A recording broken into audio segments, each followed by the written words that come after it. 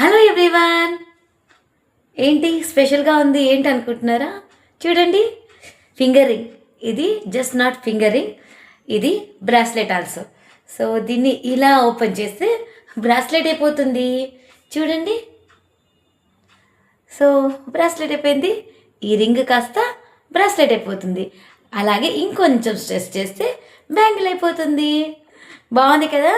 So last 1 year back తీసుకున్నాను. ఇప్పుడు గుర్తొచ్చింది చూపిద్దామని చెప్పేసి.